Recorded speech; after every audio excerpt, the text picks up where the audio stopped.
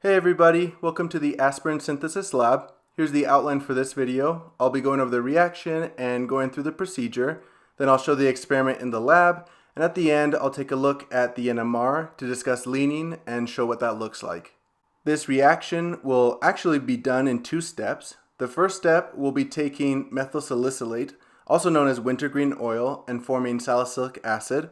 And in the second step, we'll be taking that salicylic acid and forming aspirin. In the first step, methyl salicylate will be refluxed with some aqueous sodium hydroxide, which will substitute the ester with the carboxylic acid group through a tetrahedral intermediate. And then it'll be worked up under acidic conditions to fully form the salicylic acid product. The reaction will be done in a sand bath, and we'll let it reflux for about 15 minutes. Then the solution will be transferred to a beaker and the hydrochloric acid added until the solution is acidic. As the product forms, it is under basic conditions, so the carboxylic acid group will be deprotonated and will remain dissolved in the aqueous solution. But as we add the hydrochloric acid, the salicylic acid product will be neutralized and will precipitate out of solution as a white slurry. Then that crude product can be gathered through vacuum filtration and recrystallize in water. Now, it's not incredibly soluble in water, so we'll probably have to use a lot more water than we're used to using, like more than 10 milliliters, so we'll end up doing it in a beaker instead of a Craig tube or a test tube. Then those pure crystals can be gathered through vacuum filtration, and we'll want them to be thoroughly dry before moving on to the second reaction. So we'll leave it on the Hirschfunnel for quite a while, or even put the product into the oven to make sure that there's no water left over. We'll also characterize the salicylic acid to make sure that we did actually form it, and we'll do that by taking the melting point and running an IR spec. Once we know that we for sure have salicylic acid, we'll then react it with acetic anhydride using phosphoric acid as the catalyst. And again, the salicylic acid must be dry from the previous reaction and the previous steps because water can actually hydrolyze the ester on the aspirin product. So in this second reaction, if we have water in there with additional heat, or it's allowed to interact with the aspirin for a prolonged amount of time, it can react with the ester and hydrolyze it back into the salicylic acid reagent. This reaction will be done in a hot water bath to monitor the temperature, which we'll want between 50 and 60 degrees Celsius, and we'll let that go for about 15 minutes as well. After which, we'll add some cold water, which will react with any excess acetic anhydride that would be left over. We'll let the product precipitate out of solution in an ice bath, and then collect the crude product through vacuum filtration, recrystallizing it afterwards in ethanol. This time, before beginning the recrystallization process, I'll actually set aside 10 milligrams of some of the crude aspirin, just in case I need some seed crystals, and to show how much the recrystallization process does purify the product and affect its melting point. Finally, the aspirin can be characterized by taking its melting point and running an IR spec.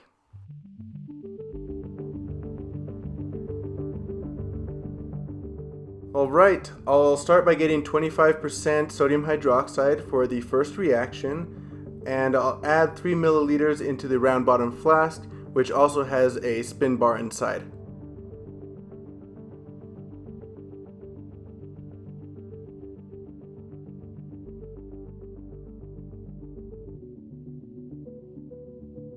So I'll have to heat up the sand bath to get that to dissolve. I'll put on the water condenser now and start heating up the sand. And it'll take some time to get hot enough, but once the solution starts refluxing, the methyl salicylate will begin to dissolve into that solution, and once it's completely dissolved, we can begin the 15-minute reaction. Once the 15 minutes has passed, I'll take the apparatus off of the heat to let it cool, and while it's cooling, I'll loosen the joint between the condenser and the flask to make sure that it doesn't freeze. The solution can now be transferred to a 20 milliliter beaker and placed in an ice bath where I'll be adding the acid. And I'll be using 3 molar hydrochloric acid, adding it until the solution is acidic. You can start to see some of the product precipitating out of solution as the acid is added, but I'll want to keep going until the product no longer redissolves in the aqueous solution.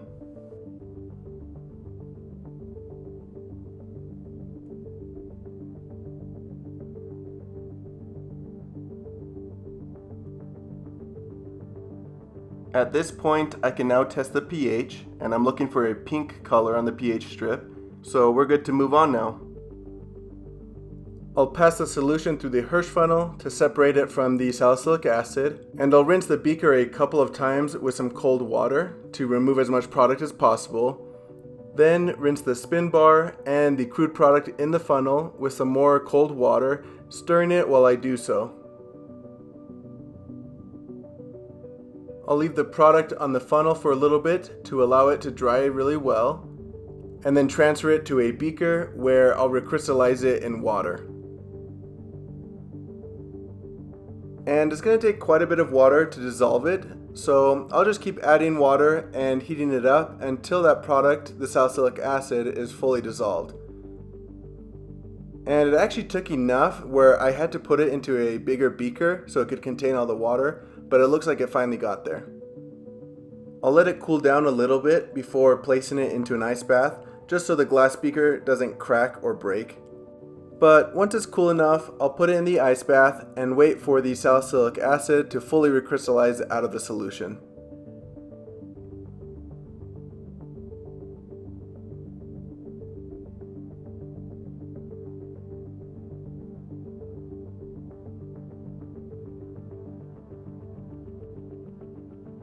After about 20 minutes, it looks like the salicylic acid is completely done recrystallizing, so now I can run it through the Hirsch funnel once again.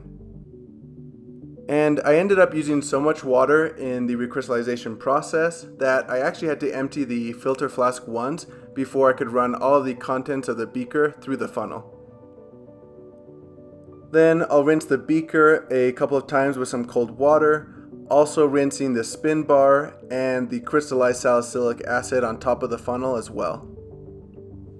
Here's where we want it to be really dry before moving on to the second reaction, so I'll leave it on the funnel for a while to make sure that as much water is filtered through as possible. I'll weigh out an empty watch glass, transferring the product onto that watch glass. But before I place it back onto the scale, I'm going to put it into the oven for a few minutes just to make sure that there really is no water left over, and then I can weigh out the full watch glass to calculate the percent yield for salicylic acid. Now I can measure its melting point, and although the solid started shrinking, I didn't see the first sign of liquid droplets until 159.2 degrees Celsius, and it looked like it finished melting around 160.1 degrees Celsius. And then I can run an IR spec using the neutral mole technique. And that turned out really well. We can see the carboxylic acid funnel with the additional OH peak around 3200 for the alcohol, the carbonyl peak around 1660, as well as some carbon oxygen stretches around 1250. Plus, I don't see any water contamination, so we're ready to move on to the second reaction to form aspirin now. To start, I'm going to want at least 200 milligrams of salicylic acid, which I'm a little under right now, so I got some from the stock room, just enough to get up to 200 milligrams. I'll add that to a 5 milliliter conical vial with a large spin vane. Then I'll add 500 microliters of the acetic anhydride and 2 drops of 85% phosphoric acid. I'll set up the apparatus, attaching an air condenser and placing the conical vial in a hot water bath. And I'll stir the solution until the salicylic acid is completely dissolved.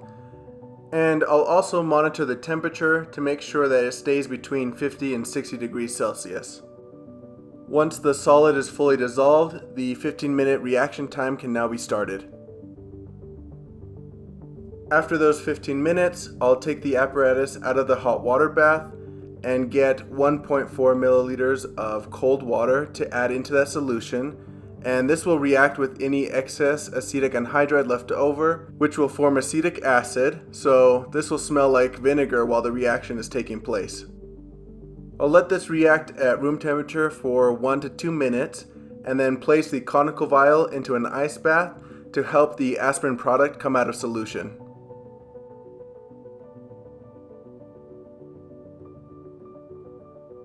Then I'll run that solution through the Hirsch funnel, rinsing the conical vial with some more cold water, as well as the spin vane and all of the crude product left on the Hirsch funnel. I'll stir the aspirin around, letting the water filter through until the solid is nice and dry. Then I can take it out and transfer it over to a Craig tube where it'll be then recrystallized in ethanol. But before adding all of it, I'll set aside about 10 milligrams of that crude product so I can show how recrystallization will affect the melting point. I'll place the Craig tube into the hot water bath and get some 95% ethanol to begin dissolving the aspirin product.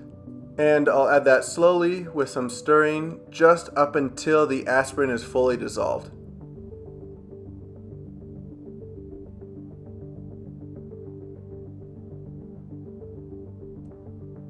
Once it has been dissolved, I can now test that the product will come out of solution in an ice bath. And it did come out at a decent rate in the ice. So I'll go ahead and place it back into the hot water bath to redissolve the solid completely. And now let it recrystallize slowly at room temperature.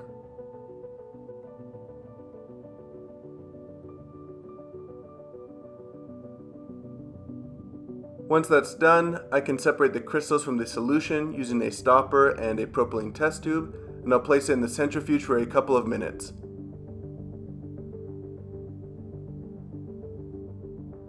I'll weigh out an empty watch glass again.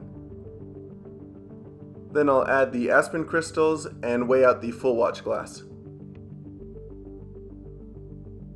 I'll measure the melting point range for the pure recrystallized aspirin, which started showing droplets around 134.5 degrees Celsius and looked like it finished melting completely around 136.3 degrees Celsius. Once that's done, I'll also measure the melting point range for the crude aspirin, and this one started melting around 131.8 degrees Celsius and finished around 134.2, so definitely lower than the recrystallized product. And finally, I'll run an IR spec for the aspirin using the neutral mole technique.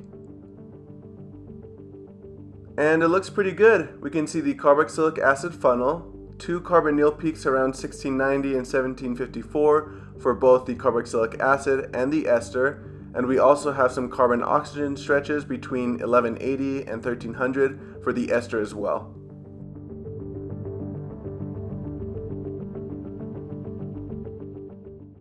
Okay, I wanted to go over leaning real quick on NMR, and this example was just taken directly from the post-op questions. Let's look at hydrogens B and C, which are both doublets and are coupled to each other since they are neighboring hydrogens. Usually when we think of doublets, we kind of assume that the 2 peaks making up that doublet are symmetric or close to it, but that's actually not the case. For example, if we take a look at the doublet produced by hydrogen B, we can see that the peak closer to the signal coming from the hydrogen that is splitting it, in this case hydrogen C, is taller than the peak that is further away from hydrogen C. And we call this leaning because if we draw a line from the top of one peak of the doublet to the other, we could say that it is leaning towards the signal coming from the hydrogen that is splitting it. And we could do the same thing for hydrogen C, showing that it is leaning towards the signal produced by hydrogen B. Now we can look at the leaning in the NMRs for all of the 3 compounds in the aspirin lab, but I'll just be focusing on this one. If we look at the HNMR, we can see a singlet around 4 ppms with a pretty large integration, and it's right in the chemical shift range for this kind of proton. So this NMR has to be for methyl salicylate because it is the only one that has a proton within that range, which would be hydrogen A. From here though, I'm only going to be focusing on the aromatic hydrogens because they are the only ones that would have any splitting. So let's take a look at the zoom in section where we can see the splitting a little bit better. And before we start analyzing any peaks, let's recognize that the carbonyl group will act as an electron withdrawing group, placing partial positive charges here, and the OH group will act as an electron donating group, placing partial negative charges here. Now, if we look at this doublet, we can recognize that it has to be coming from either hydrogen B or E, since they are the only ones that only have one neighbor. And since hydrogen B is attached to a carbon with a partial positive charge, it would be more de-shielded than hydrogen E, So this doublet has to be coming from hydrogen B. Then we can look at this triplet and recognize that it has to be coming from either hydrogen C or D. And again, since hydrogen D is attached to a carbon that has a partial positive, it would be more D-shielded, so this signal would be for hydrogen D. Meaning that the remaining doublet would be for hydrogen E, and the remaining triplet would be for hydrogen C. Don't forget to label this little singlet here, which is right around 7.3, so this would be for the solvent used, in this case CHCl3. Now that we have all of those peaks labeled, we can start considering leaning. So let's take a look at hydrogen B. It's coupled to hydrogen C, so its signal should be leaning towards the signal produced by hydrogen C. And if we draw a line from the top of the outer peak to the inner peak, it's clear that it is leaning towards hydrogen C. Now let's take a look at hydrogen D. It's coupled to both hydrogen C and E, so its signal should be leaning towards both of theirs. And if we draw a line from the top of the outer peak to the top of the inner one, it's clear that it's leaning towards them as well. With triplets, the middle peak is always going to be taller than the two outer ones, so when considering lean, you have to look at the tops of the two outer peaks instead of the middle one. So this is just another tool to help label and confirm peaks, but I'll leave the rest up to you now.